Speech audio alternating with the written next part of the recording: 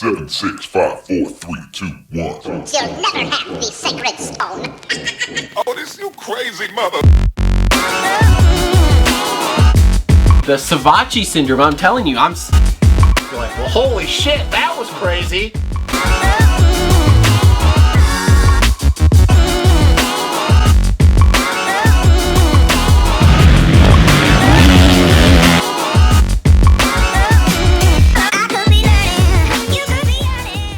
What is up, everybody? Welcome to another episode of the Moto Aftermath Show, presented by TLR Coatings with special show sponsor, Traveldyne Oils. Well, I still haven't heard from them for a discount code, so I probably should get a hold of them at some point. Probably. Anyway, we are wrapping up Glendale, round 2. Is it crazy? We're already 2 rounds in. Like, just seems like yesterday we were filming the preview show, and now we're 2 rounds in. So anyway, wrapping up round 2. So thanks for tuning in. Remember, if you don't want to watch us on YouTube, you can always watch us on Facebook. There's always podcasts on SoundCloud and iTunes. If you want to follow us, we have Instagram, Facebook, Twitter, website with still nothing on it because, let's face it, I am just a lazy sack of... I don't know what the hell else to say. It takes time, all right? That's all there is. It takes time, people. So anyway, we do have all that stuff.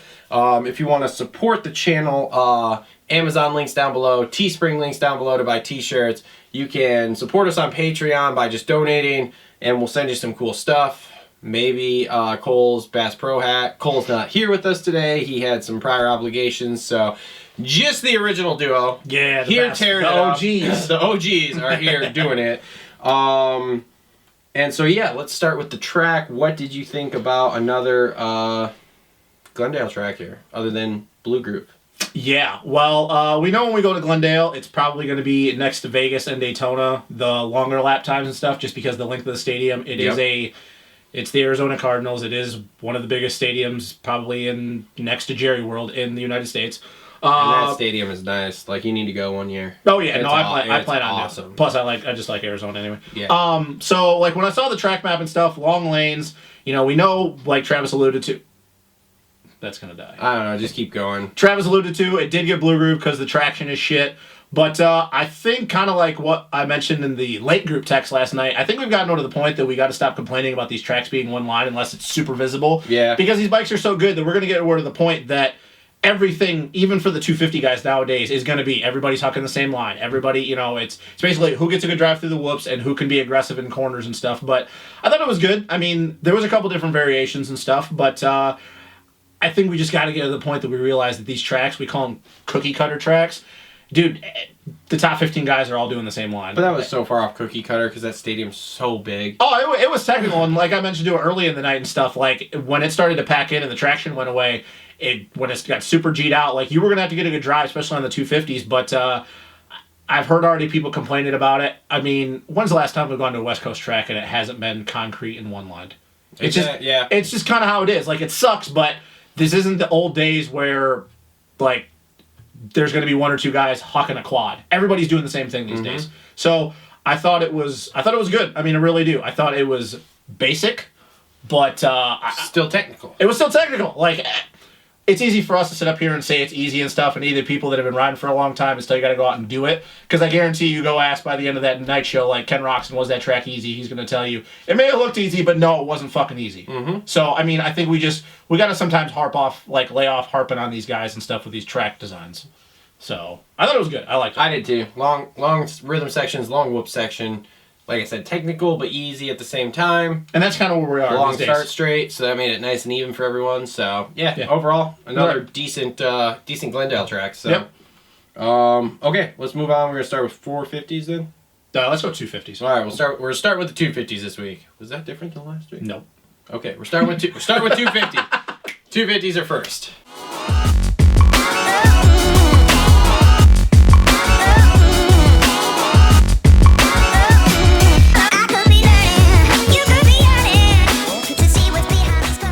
Okay, 250 class. So I gotta say this was probably the least eventful class of the night, right? As far as the mains, you mean, or the main, or well, the second heat of the 250s was boring. Yeah, there wasn't a lot that happened. Dakota's whole shot, Nichols passes him, and Nichols is gone, and so there wasn't a lot. first heat, I mean, I had AC whole shot at it, obviously, and won. Shane, that was the first time. Had you seen anybody when you came around that last turn and went back over the start straight? You know how they had that 3? There was 3, and then the start turn there, and then you went into the first section there, like you were coming out of the whole shot corner.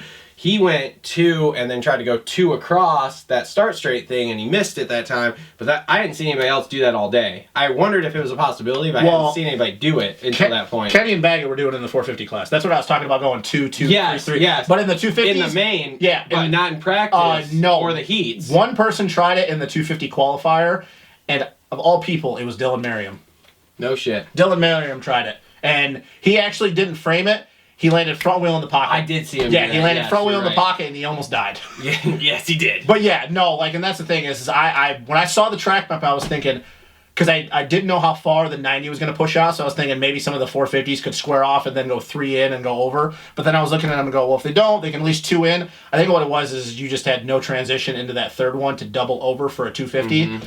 But yeah, no, I saw the same thing, and I watched Merriam, and I go, yeah, no, I don't think any 250s are going to do that. And I guess I didn't even pay attention to the fact that Shane tried it in the heat race and shit. But, yeah, no, I think that all just kind of comes down to what we were just alluding to, talking about the track and stuff, like these tracks being so one line for how good the bikes are. I think we're going to get in these situations, like, even though it was a mud race, I mean, it was the same thing with Colt, though. Like, if these guys are so good, but they're so close, if any one of them gets a clear track for more than 3 laps in a row, like, I feel like that's going to happen. I feel like if you get like, the only person in that class that I feel like, in the 250 class, that I feel like can come through the pack is AC. But the problem is when he comes through the pack, he hits the deck. Yeah. That's the issue. Like, but he's the only one in that class I feel like even has the speed to do it. I don't feel like anyone else... Frenchie came through pretty good. He didn't get to the top 5. But I agree. I think if you're basing on overall speed, I think I have to agree. But once again, we'll talk about the problem is that if AC's coming through the pack, you know he's not going to win. There's a 95% chance he's hitting the deck. Yeah, 95% chance and like a .0001 that he's going to win the race. Yes. It's not because he's not fast enough. We just know how AC is when he's coming through. Yep. But the only thing you can say about AC, in my opinion, is he rode good. Like I said to you earlier, is I got to see him back it up to know that like he can keep doing that. Because if he goes to the Triple Crown and just struggles, we'll be like, well... That's typical. I guess I was more disappointed with McElrath, though. That's his type of track. And he just off the whole day. But here's the thing with Shane, dude. He's consistent through the first 2 here. He's on the box. But the last 2 years, though, that he's been in the points, he's already won a race by now. Yes. But what if he's gone to that, we'll call it Dungey style, and he's like, I'm just going to podium the fuck out of everyone. But the problem is that I don't know if you can do that in a 10-race series. I don't know if you can either, but who's leading the points right now? Colt Nichols is still. But he's only by... And it goes Colt... AC's in second, though. So I think it's 4 or 5. Colt's leading by 5, yeah. Yeah, 4 or 5. I remember looking at it, but then I got excited about the 450s and stuff. Yeah, it's like 4 or 5 points. Yeah, so... I don't know, man. I like Shane, or Sugar Shane, but, man, I guess I was just... I didn't pick him. I didn't even pick him to podium, if I remember correctly, when it did our picks. But I didn't think he'd be that far off. He was off. Like, I know that, okay, he got 3rd. But it's like, dude, Colt got around him, made a mistake, went backwards, got back around him again, and then just left him. Yeah. Like, I feel that with how top-heavy the West is compared to the East, and we'll get into that when we do our East preview, but the West, for the first time, is just top-heavy, and it's kind of just, like, drops off. No disrespect to some of the other guys. I don't think you can just be average and win this championship now, because we know how fast AC is. All of a sudden, Colt Nichols is, you want to talk about Shane doing a Dungey thing. Maybe Colt Nichols just wins a race when he can, and then we even want to talk about his recent last year. We talk about Anderson. Hey, I'm going to win a race when I can, or I'm going to get a podium if I have to. Like, all of a sudden, Colt Nichols, dude, we could go to the break at round 5, and Colt might have a 20-point lead. Because he just goes, hey, I'm going to go 1, and then I'm going to go 2, and then I'm going to go 1, and then I'm going to go 3, and then I'm going to go 1. Like, so... I don't know with Shane if he can just be average, because we still know how fast Ferendis is, and all of a sudden this new emergence of RJ and Jimmy D putting their names in the ring and stuff like that. Yeah, I'm still not sold on RJ, man. That dude was sketchier than shit. His whoops, his technique was so off. His technique was so off in the whoops, dude. And I'm not even gonna get into that because that would take too long. But dude, like, he rode good though. He got 4th. He came from like 8th to 4th, or 7th to 4th, or whatever it was. I don't know. That kid's just like... He's all over the place. I feel like he's sketchy, and he's more hyped, and it's like But we say the same thing about AC, though. Yeah, but AC has wins. That's the only difference. Other than that, they're the same guy if you really think about I it. guess, yeah. But again, there you said it. AC has Has wins, and that's why I'm not putting him in the same category, because they're not in the same category. But if you were to take away AC's wins, wouldn't you put him next to a guy like RJ Hampshire? Super freaking fast, but he's either on or he's off. But see, I don't think RJ's that fast.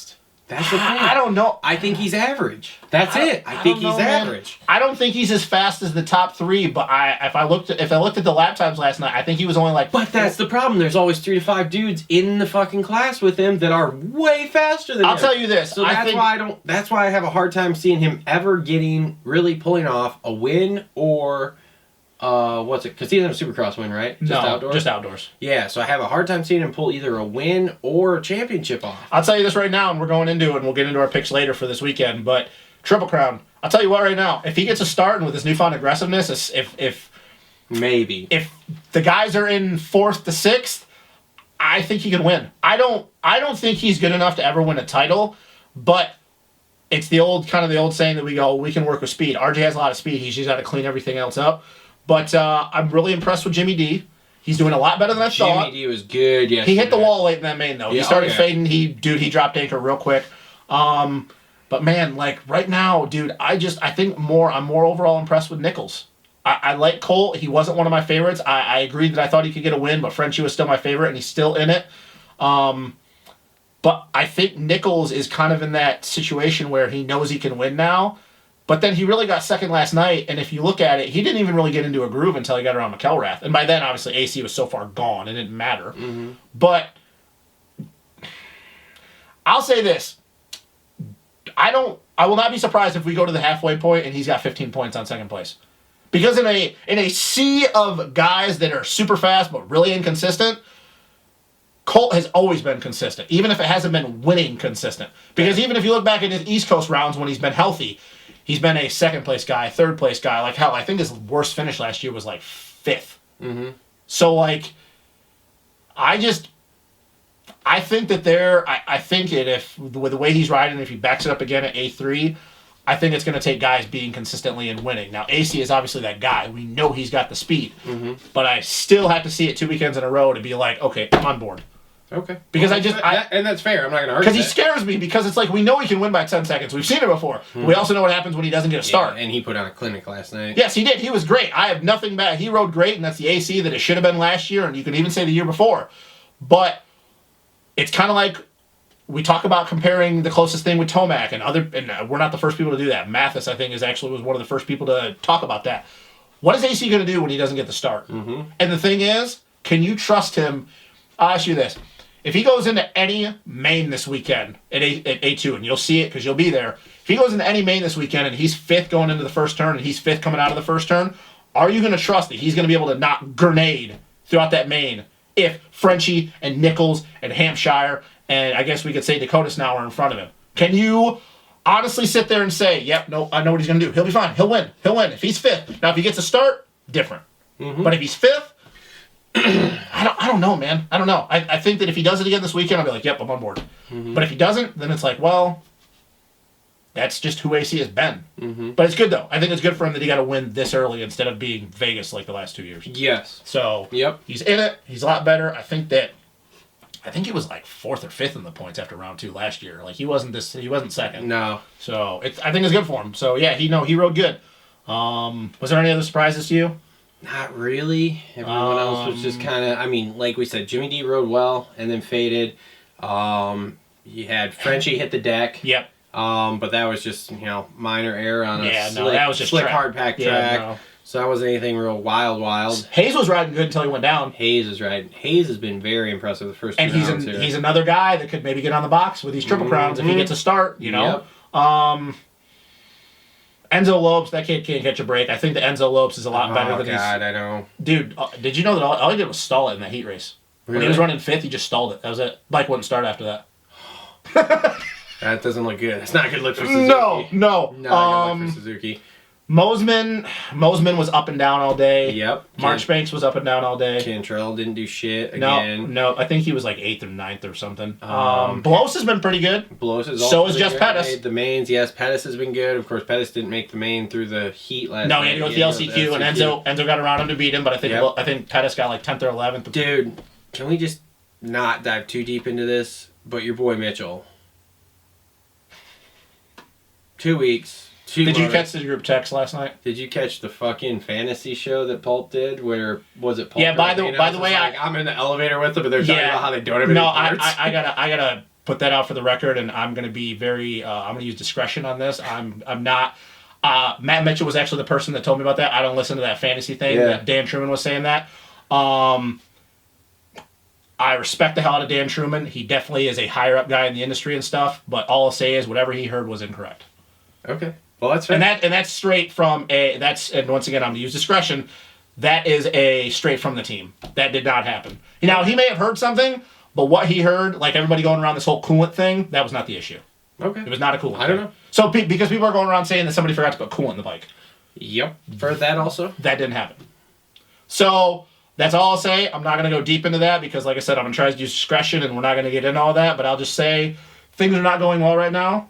They went over to Jamie Ellis at Twisted. No shit, he blew up 3 motors in fucking 2 weeks. So, and I'll say that when the camera stopped rolling and tell you really what happened. But yeah, it's not going well. I talked to Brian last night, and they're trying to keep their heads high and just trying to stay on the positive vibes. But can TLR Coatings buy him a bike and send it, and he can just run that, or is that against somebody on Vital goes, dude, just buy a 450 because we do not need your bike grenading on the face of a jump and you getting hurt. No. Somebody said that they're just like, don't buy a stock 450, and I'm like, yeah, because just people have all these kinds of money sitting away. I'm just gonna go buy a 4. I don't think people realize that that's a lot harder than it seems.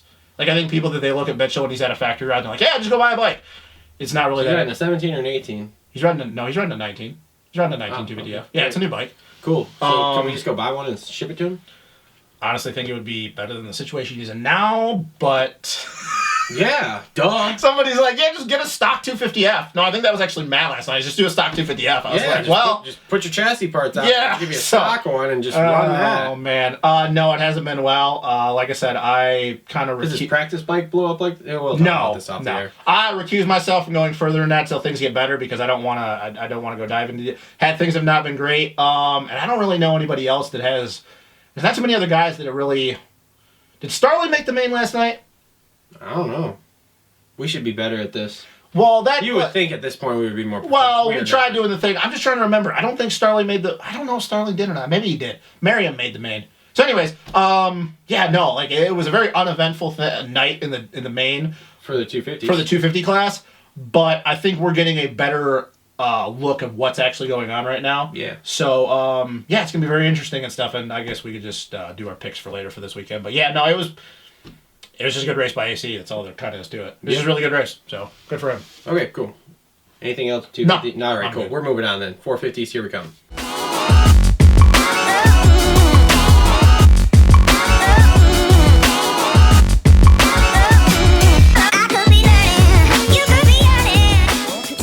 Okay, 450s up now. Most exciting events of the evening. So Very crazy. can we just start with the fact that we've had 2 races, 2 winners, and none of them have been Marv, Ando, Kenny, or Eli?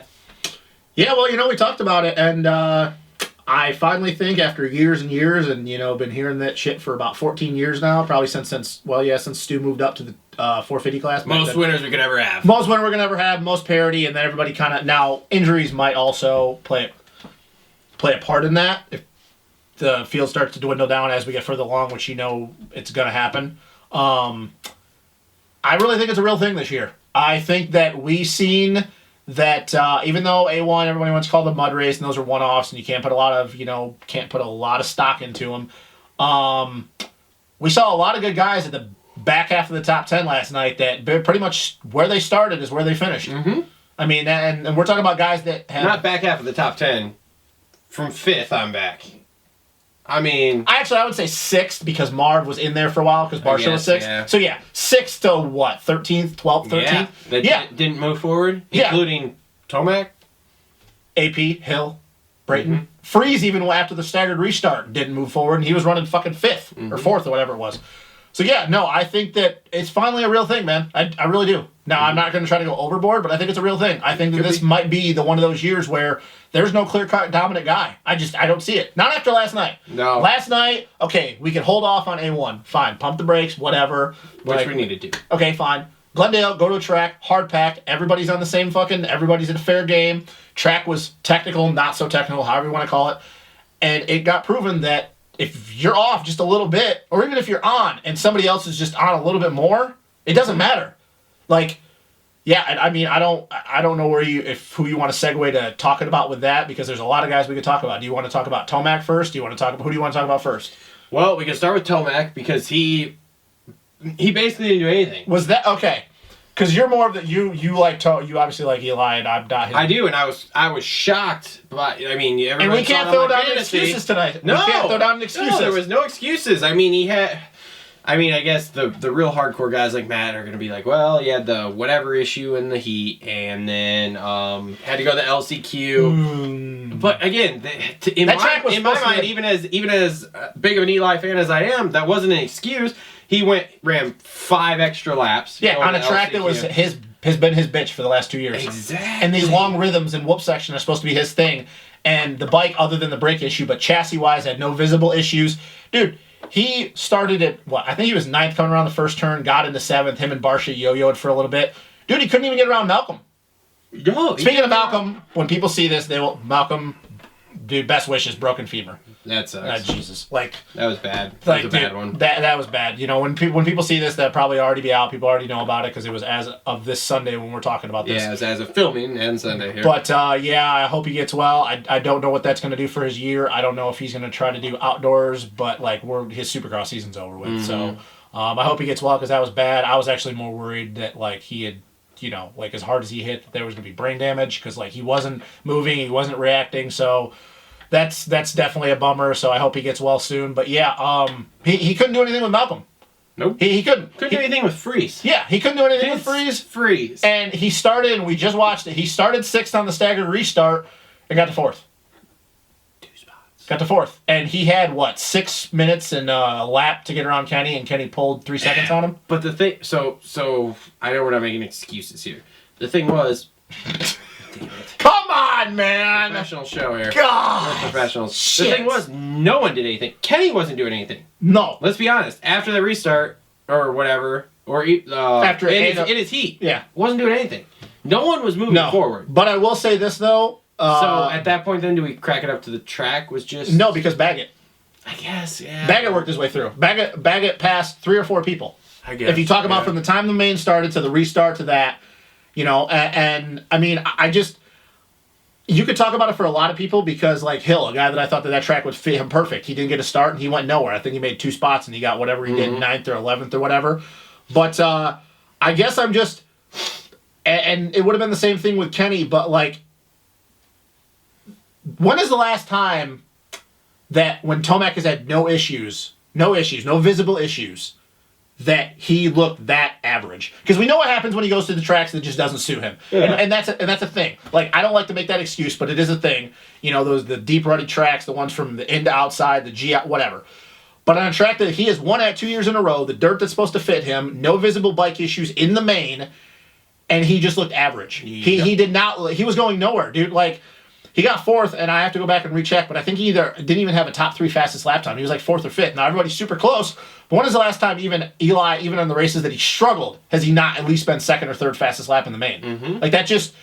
That doesn't happen with him, and I think, really, we got to chalk up to the fact that the field is just that deep. It's not, I'm not saying it's an Eli thing. I think it's just the field is that good this year. Yeah, I don't think you're going to be, I don't care what it is. Now, yeah, maybe some of the guys will have their one-off rides, but this ain't going to be like last year where Eli starts in 10th, and if he's feeling it, he's going to go to 2nd. Mm-hmm. I don't think that's a thing anymore, dude. We wanted to harp on him. We're like, oh, man, he's won all these races the last 2 years, and I know it's only the 2nd round. But if this would have happened at a race what was it, Oakland, or San Diego, Oakland, where it was the deep-rutted, just super soft, where he would have struggled, I'd have said, okay, he's not been good here. Went to a track that he's won 2 years in a row. Yeah. By a handily margin. Mm-hmm. If I'm trying to be objective, I honestly don't know what to say. Now, the guy that judges Tomac, I can say, well, I called that. But trying to be objective, he just didn't have it. Like, and when is the last time that's happened where there's been no issue? When did he just not have it? Because if I'm being honest, I'm sitting there last night and I'm going, okay, he's 6th. If he get in the 4th 10-minute mark, he can get 2nd. Like, I think he can get 2nd. Mm-hmm. I'm sitting there going, yeah, he can get 2nd. Like, that because this track fits him. And then he just doesn't go anywhere. Yep. And he had 6+ minutes to get around Kenny and literally couldn't close him. So, like, it's only the 2nd round, but if you're in the camp, like, I don't know what his strategy is. Like, is it just he wasn't comfortable pushing the pace last night? Okay, so I know we talk about this all the time. Have we seen Tomac actually turn the page on his riding style? Where instead of, I'm just going to go balls to the walls until I either fucking hit the deck or win, he goes, I got 4th. Yep. I got a 6th. Because he's 2nd in the points, or 3rd in the points, by 1 behind Barcia. Because now we're 2 rounds in, and instead of being 25 down, he's within 10. So my question to you is... 2 rounds in and had 2 okay rounds. I mean, granted, for Tomac, that's not... normal. But, because last year, his first race back after the A1 incident, when he missed the 2nd round in Houston, he won. I mean, maybe we're seeing the new... the new Tomac. So my question is, to you being a Tomac guy... if that is the case, which if it is, I can commend him. I respect that because I've said it for years, and I always say it on the group text. He needs to stop worrying about being so damn fast because that was Stu's problem for years. If that's the case, for him never really doing that in his entire career, even the 250 class, are you a little worried that he's not going to know when? Because we saw that a couple years ago in 17 outdoors. There were times where at the end of the season when he was trying to manage the championship, trying to play the Dungey role with, I'm just going to take the races when I can if I can win, or I'm just going to settle in. We saw how that backfired and almost cost him a championship. Mm-hmm. For a guy that's not known for doing that, are you a little worried that he's not going to know? Because Dungey knew when it was, okay, like today, I can win tonight. Mm-hmm. Are we going to be a little worried that maybe he plays it a little too conservative and maybe he doesn't push the pace and he starts riding with a technique and a setup that's not conducive to winning, that's going to actually hinder him? Because like I said, it happened a lot at the last of 17 outdoors. Because what happens if we get in a situation where, like St. Louis last year, when that huge margin that he won by, if he gets out front, but he starts thinking in the back of his mind, do I really need to win by this much? And he starts backing it down, but he starts riding at a pace that he's not used to, he actually ends up hitting the deck across. Because for a guy like him, that doesn't seem like it works for... I don't think that works for a guy like him. Because he's not used to it. Dungey did that his whole career. Yeah, I mean, it hasn't, but... could. And I mean, it's pretty simple. It's like, if you go out and practice and you are feeling it and you set fast lap, okay, that's a night you push. You're on. But what happens if that's the night that he pushes and he gets a 10th place start? So, like, the thing with Dungey is Dungey... That's the thing, like, if that's the case, I want to commend him, and I think that's what he's going to do for a long time. I really want to see a few more rounds of it before I make the judgment of this is what he's But I think it's a real thing to talk about, though, because we saw it at A1-2 in the mud, where he just like, hey, it was war of attrition, I'm just going to get 3rd. Yeah. And it wasn't even that because he was faster than everybody else and got that 3rd, he just stayed up on 2 wheels. Mm-hmm. So I think it's a thing to talk about, even though 2 rounds in, but the thing that I'm curious is, and this is, I think, going to be kind of like the chess thing, is with Dungey, even the days that he was on, when he got a 10th place start, he knew, okay, I'm not a 10th. Like, do I push the pace? The track's getting gnarly, and do I get a 5th tonight? Whereas Eli is, I don't know if Eli's going to know the difference where, okay, tonight, do I just take the points, or because I'm fast enough to win, do I go for it and then make it worse? Like, now you're not even talking, you're talking about a whole different, you're not talking about technique and chassis setup. Mm-hmm. You're talking about a psychological game now. Oh, yeah. And I don't want to get into that because that's not what this is about, like, because now we're going way far away from motocross. But if that's the case, like, I'm almost nervous for him because I don't know if he's going to know what to do late in the... Like, say he's 3rd in the points, and he's, like, 10 down. Like, does he just start... okay, now I'm going to go after wins? Or do I just keep trying to do the podium thing and see what happens? Like, I don't know. I don't know if that's going to work for him because it didn't work 2 years ago. It almost cost him a championship. I don't know. He's older. Only time will tell. Like I said, I want to see a few more rounds to see if this is what he does. Is he just kind of... But so what happens if we go to the Triple Crown, and we'll get to the picks later, but what happens if you go to the Triple Crown and he just looks average again, and it doesn't even look like it's that? He just looks average. I don't know. Are we going to really have to start talking about that, like, this year is just one of those years where, like, it doesn't matter what... Like, because everybody knows Tomac's going to get wins. Like, dude, if he doesn't have a win... Like, if he doesn't win at A2, like... I don't know. Like I guess I'm even surprised a little bit being a Tomac hater because like I guess I just didn't expect that. I didn't expect him to be just average. You thought he would have hit the ground by now. I would have. So like I don't like part of my brain is like I don't know how to compute that because it's like if he had just went out and been like 2 seconds faster than everybody. Don't hurt yourself. We're just gonna wait a couple more rounds and see what the fuck happens. Yeah, I know. It's a little weird because I could have like if he goes 2 seconds faster and hits the ground, I'd be like, oh, that's Tomac again. Or if he just wins a lot.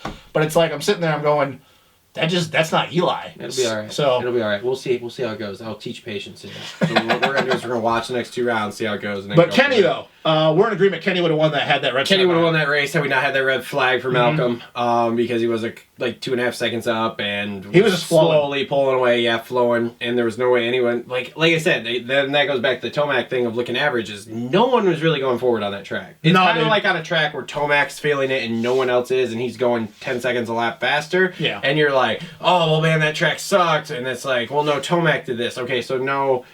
Maybe the track didn't suck, but like there wasn't a ton of variation, especially on those long rhythm lanes. You would think a long rhythm lane with 15, 20 jumps in it, you have a couple different variations. No, it was the same. And Kenny and Baggett were like I talked about in that far side, like we were talking about with Shane. Yeah, we're going 2, 2, 3, 3, 3. Yep. You know, instead of just hitting that third, what would have been a triple if you'd have hucked it out of the corner and just kind of jumping into the transition. Did you notice though? And I just watched it again. Did you notice when AP late in the main when he got around Reed, he actually started hitting that roller and wheel tapping over and doing doubling down? And I go, dude, if he can hit that every lap, but the problem is, though, that second one was so lipped out, if you shifted forward a little bit too much, you were going to drop in too hard, and it bit him the next, 2 laps later or whatever. But I'm like, okay, that's, the stuff that AP does. That was pretty sick. But, yeah, I mean, Anderson, it was nerves last week. I guess so. I think he hit the wall late in that man a little bit. Well, that was what he said in the press conference, too, was that, man, there was just so much stuff going on, I couldn't focus. Yeah. And so whatever, so... Because I had heard on, was it the Fantasy Podcast or something? And it was, what's his name? Dan Truman. Yeah, had said that the whole rumor mill about Ando injury being there was true. They were, but it was so long ago they didn't think that was a problem. So, with that being said, we brought it up in the group text this week. He got a podium, and he looked really good. He looked a lot better. Now, like I said, after Bag got around him, I think that was a head thing. I kind of think he kind of got demoralized at that point, and you just said, hey, he's riding better. I'm going to let him go. It's kind of like what he did last year. Mm-hmm. I'm still on board. Are you, you said podium for talking about, having no faith. I think he's okay. Okay. Now, seeing the way the results are going here, I still don't know if he repeats, man. No. His chances of repeat is depth because what's he now in the points? He's inside the top 10. He's inside the top 10. Still down. He's still down. But yes, his chances of repeating have been substantially worse after that first race. But I said this, that if he goes out and he looks like the old Ando, I'm not off the bandwagon. Now, if it's an injury, I was off, and I was fine with saying that. He looked good. I'm at the point where even though as far as he is down, knowing what he did last year, and if we're talking about this is going to be the year, first time ever, that we have a bunch of different winners, and Ando's just that guy that can get a win here and get a win there and then be top 5 all the time. Dude, he's actually the perfect guy to go repeat in that sense because where 1 week if Baggett wins, the next week Kenny wins, the next week Eli wins, but then they're off the other weeks, and Ando's just, hey, what am I this weekend? Oh, I'm third. But are they off, or are they going to do what we've seen where it's just going to be like, Kenny's going to ride to the box and fucking Eli's going to ride to the top 5, And then, because that could be really interesting too. So you got Ando, Kenny, Eli, all are pulling off wins and then just riding to top 5s the rest of the time when they're not feeling it. I mean, and I think we'll figure out. Get down to the last race and have 4 dudes. But you know what I mean, though? Points. Ando could be that guy, though, if he's just consistent. Yeah. He just works his way up, and then if one of them slips up. But yeah, no, I agree. It's definitely not easy after that first race, but I'm not off the bandwagon now because I was really worried that wrist was an issue. Now that he got second, no, I fully believe he can still win it. Now, yes, are his chances a lot slimmer? Hell yeah, because that first round was terrible. Oh, yeah. But we saw last night that Jason Anderson that we all expected. He looked damn good. So it's now I hope everybody's whoa, because there was all this noise. Oh, my God. He got lucky last year. He did this, he did that. And it's well, no, he just got second. So it's no, that's just Jason Anderson. Let's talk about the man of the hour. Blake Baggett finally gets that first win. Didn't see that coming. Congrats on that one. Didn't see that coming at all. Fucking killed it. I just like how he went around the outside to make just Blake Baggett fashion, just late in the race with 2 minutes to go. I'm gonna pull. Can you imagine if there would have been the backside of a berm and they kind of rolled the other way too, and he would have just gone up on that around the outside of him, like in Thunder He just Valley. launches up into the net, rides the net, comes back down. Rides the net, comes back down. Would have been awesome. No. Did not see that coming. Not at all. I'll tell you this, and it's kind of like the same thing that I said with AC in the 250 part of the show. I have to see if he can back it up again. Yep. But if he backs it up, and this is the Blake Baggett that... Please back it up for you. Is it a podium or is it another win? First or second. Overall. Next week. Yeah, first or second for me. If he wins, obviously. First or second in one of... No. One first, of the gangbangs or... No. First or second overall. Okay, great. So if he wins, obviously, like Just so I know that's the parameters. really freaking obvious. But for I think second, and even if he gets third but wins a main, like because it's 12 minutes, so it's not 20, but 12 is still a long time to be out there. But Baggett, like I said, if this is a thing, kind of like with AC, where he finally is living up to his potential, and it pisses me off the one year I didn't pick him for a win, he fucking gets a win. Shit. Could have looked like a hero. Now you just look like an Nah, I idiot look like an anymore. idiot, man. But you know what? Like you said, nobody picked him. Nobody watches this janky show anyway. I know, right? This is this janky web show. Anyways, Blake Baggett though. Baggett is one of those guys that if he gets on a roll and he like starts going in there, it's really hard to say because, like I said, I'm trying not to get too ahead of myself. Just kind of like with anybody who's an AC fan. I'm not a Baggett fan, by the way. I just know how good the guy is. I mean, we saw what he did in the 250 days. Is he one of those guys that if he kind of like starts cranking off wins or getting first and second, and he starts moving up the points, that if you're like Kenny and you're like Kenny and Eli and Anderson and Marv, well, maybe not so Anderson right now because of the way he's in the points, you're kind of like, well, this guy kind of kicked their ass for a long time back in the day. Mm-hmm. And he hasn't really been doing it the last couple of years in the 450 class, but now he's finally figured it out. I think those guys are going to kind of look at it and go, all right, yeah, we got to really start respecting this dude because I kind of feel like Baggett's that one dude that you like know he can get a win at any time, but then the rest of the time he's just kind of like, well, I don't have to worry about him because he'll get 10th. But we know that Baggett does not lack confidence. It's kind of like Barsha. Nope. We know the things that he said in 17, and then unfortunately the Anderson thing, and he got hurt, so we didn't really need to see the full potential of that. I'll say this, that if he goes out and he backs it up again this weekend, and he looks as good as he did last night, and this starts to become a recurring theme, Baggett's one of those guys that's not the type of guy that you want to give any, kind of like what I said with Barsha. And he didn't back it up, so calm down a little bit. You don't want to give Baggett any more confidence than he already has. Because we know the one thing with Baggett is he's not going to get tired. Yep. When he doesn't hit the deck, he's usually top 3 fastest. It's just putting it together and getting a start. Yep. So now he proved he can win. Could be the perfect storm for him. Could be. Because if he goes and backs it up, Weird would that be? Blake Baggett wins the title. well, it would be weird because his 450 career hasn't been great. But if you go off the 250 days, it really wouldn't be that weird because he was supposed to be the guy. Yeah, well, there's been a lot of guys. Oh, we know. That's what I mean. His 450 career hasn't been... Trell. His 450 career hasn't been great, so that's why I say he was supposed to be the guy. Mm-hmm. But, so I'll ask you, if he goes and backs it up again this weekend, and say he does win again, are you going to start being like, okay, like... I mean, the train's going to start down the tracks there, and I'm going to be like, But you know what I mean, though, like with the confidence thing? BB4. Like he's the guy that you kind of like... Because like I said, he doesn't get tired. Nope. So it's not like we're going to have a situation where he's in a battle with Tomac or Roxon late in the race and you're like, oh, fuck, he's going to hit the wall. Mm-hmm. Like, no, he's going to have it at the 20-minute mark. Yep. He can hang. So Marv looked a little bit better. Marv did look a little better, not great. Where'd Coop finish? 10th.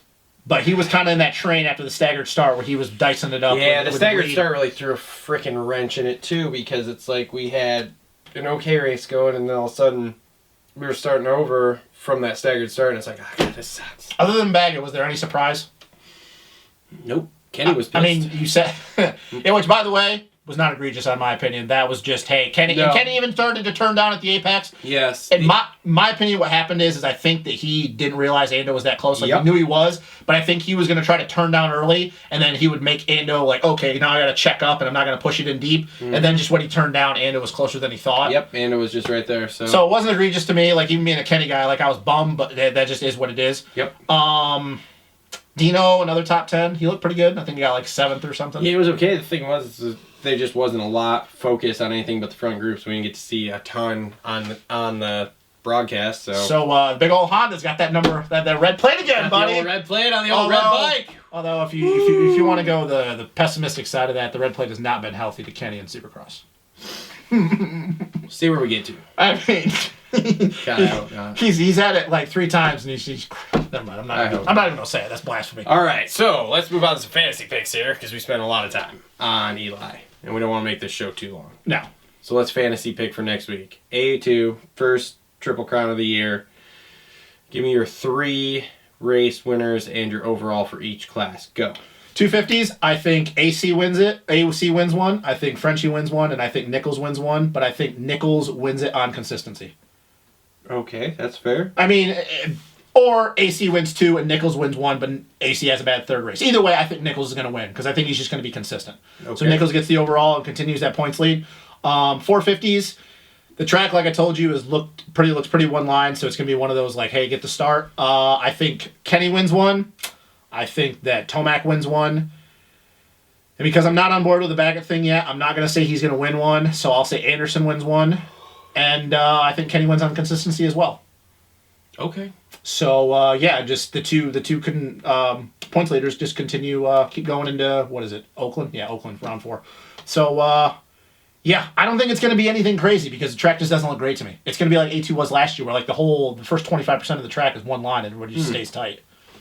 So what about you? In the 250s, I think Shane's going to win one, AC's going to win one, and I will say yes, Frenchie's going to win one, but I think AC is going to win the overall in the 250s. What happens with Nichols? I don't think Nichols is going to do it. Really? You know, not the win. You don't think he's going to do well though? I think he'll do well. I think he'll be overall on the box. So he'll have the points. Think, so, yeah. Okay, so he'll have the points lead still. It'll be real close between him and AC. I Okay. think when we leave there. All right. As far as 450s go, I'm going to throw a curveball. I think that Kenny's going to go 3 for 3.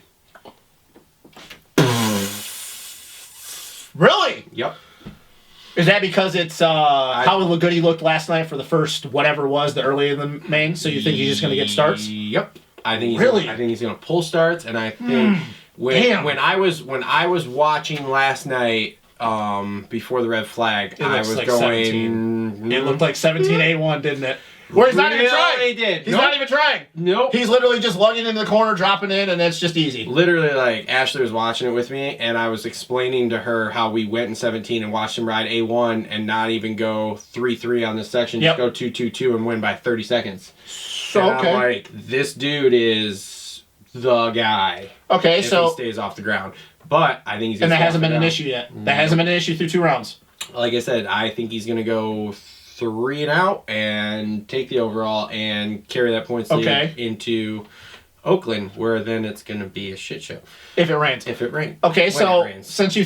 yeah, hope not. Sucks for you if it's going to, especially Oakland of all fucking places. Dude, As soft as that dirt is already, it's going to be a mud bug. Okay, yeah, you have fun, bud. You better get that $45 rain jacket. Or $45 umbrella. Oh, I'm taking them. It's okay. Them. So if Kenny wins all 3...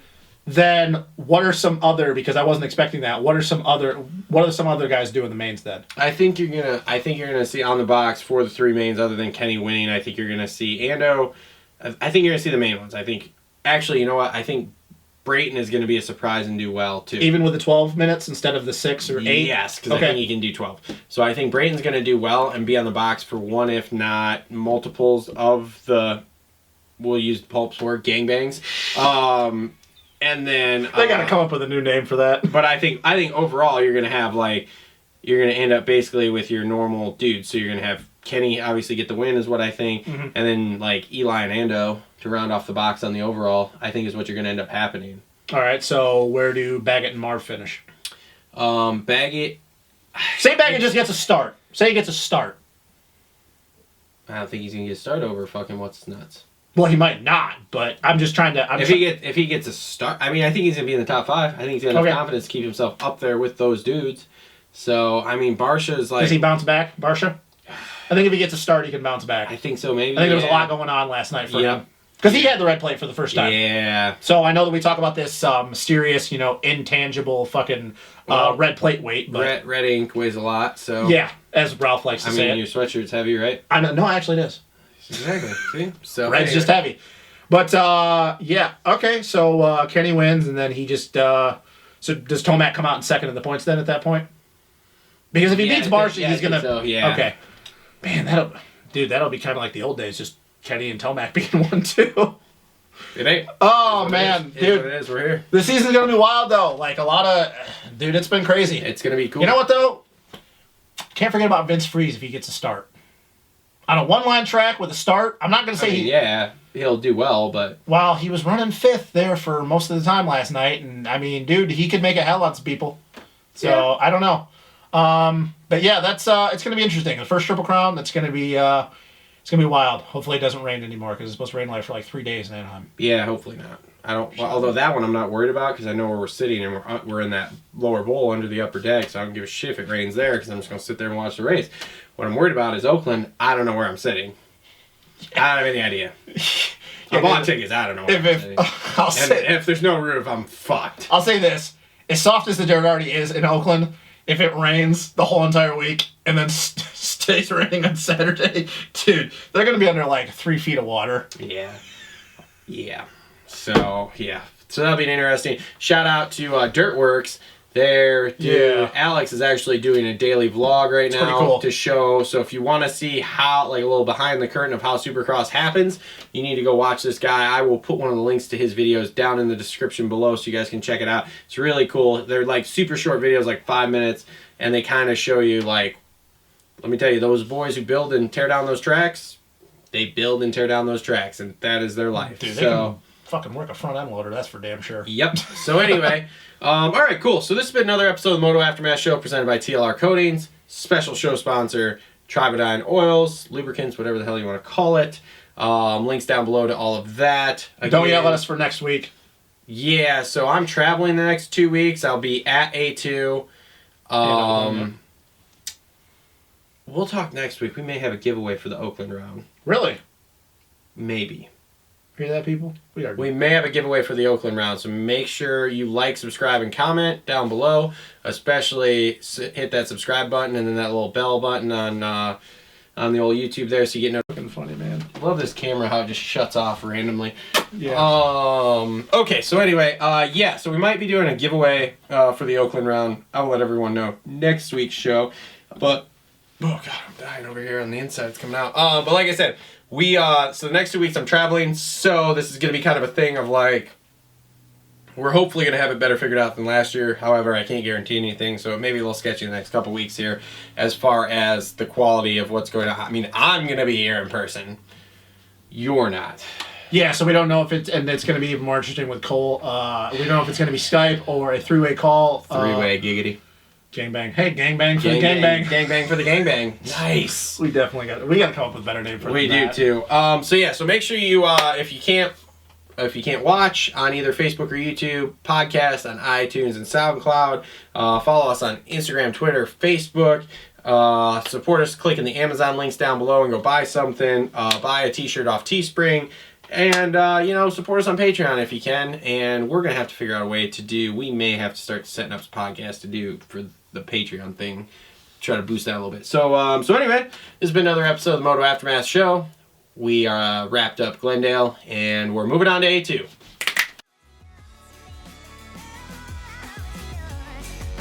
Going to fucking Honda next year. Mm-hmm. It's going to be him and Kenny. Yeah. AC and Eli don't get along. Nope. J-Mart's going to get the spot no matter what Joey does. And AC's going to Honda. Well, so Joey might actually be safe for a couple of years. Yes, because J-Mart isn't going to go out for another 2 years. Yes, so Joey might have a But that Cowie ride is J-Mart's when he moves up. Yep. So no, I feel like everybody's going to be shocked when AC goes to Honda, and I'll be like, nope. We're going to sit here and like, be like, yo, you first, bitches. I fucking called that shit a while ago. All the time. But the funny thing is that I still stand by what I said, I think we did the preview show, that Eli might not even be on Cowie when J-Mart goes there. Because this KTM thing, I'm telling you, is I think a real possibility. You think he's going to go to KTM? Yeah, I really do. I really do. I think Red Bull, when Eli's contract up, is going to throw an assload of money at him. They gonna make him go to Baker's factory? I think with Eli, he can do whatever the fuck he wants, if we're being honest. Oh, I mean... Because Eli's not going to relocate to Florida. No. It's not going to happen. Nope. He doesn't have to. He's not going to train for Alton, and he's not going to move to Florida. But I'm telling you, like, I remember when I started thinking about that, and there were other people who were like, well, what's he going to do? Is he going to stay at Cowie? And it's a real thing. Cowie doesn't throw money at guys and their second contracts around. And Eli, I feel, is going to be one of those guys that he's going to look for a change. Even no matter how successful he's going to be. Fucking Red Bull could throw him ass loads of money. Like the most money we've seen in a long time. I think it's a real thing. I really do. I think it's a possibility. Could be. Which would be really weird because what are they going to do with Marv at that point then? But I think Marv will be on his way out at that point anyway. So. All right, here we go. Scene 3, take 1, 3, 2, 1.